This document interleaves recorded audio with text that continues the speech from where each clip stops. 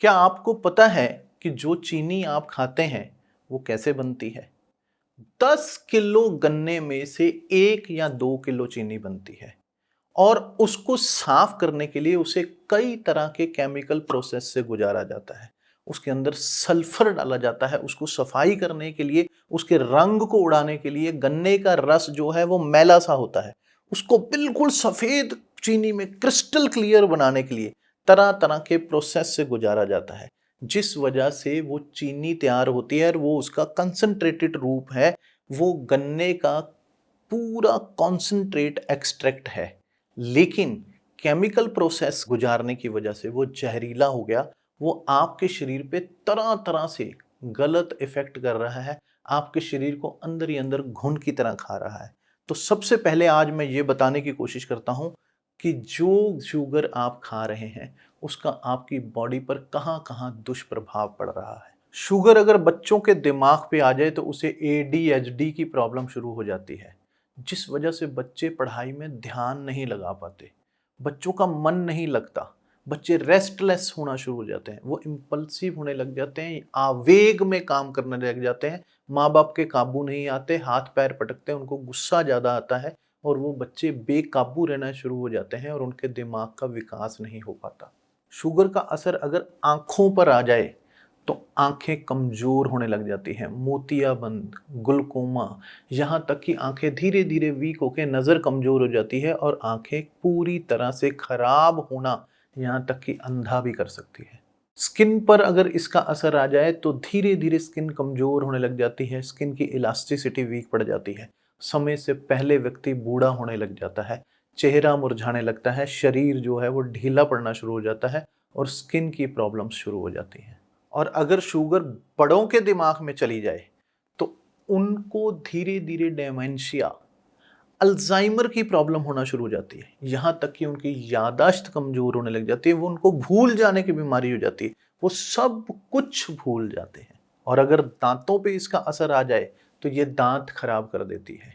यानी कि दाँतों में कीड़ा लग जाना, खुड्ड पड़ जाना, खड्डे पड़ जाना, पूरे दाँत ही गायब हो जाते हैं और दाँत सड़ने लग जाते हैं, बैक्टीरियाज़ का हमला होने लग जाता है, सिर्फ़ शुगर के कारण।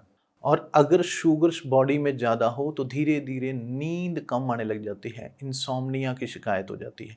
यानी कि रात को सपने ही सपने आ जाना या दिमाग चलता ही रहना, चलता ही रहना, चलता ही रहना और नींद ना आने की बीमारी हो जाती है।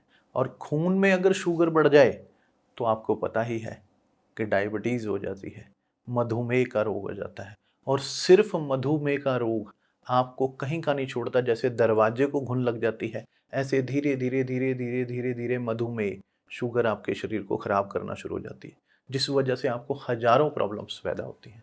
और अगर कहीं ज़रूरत से ज़्यादा आपके सिस्टम में शुगर हो गई, तो ये कैंसर भी दे सकती है। और अगर इसका असर आपके लिवर पर पड़ जाए, तो आपको फैटी लिवर यानी कि लिवर की बीमारियां पैदा हो जाती हैं, जिसे non alcoholic fatty liver disease भी बोलते हैं।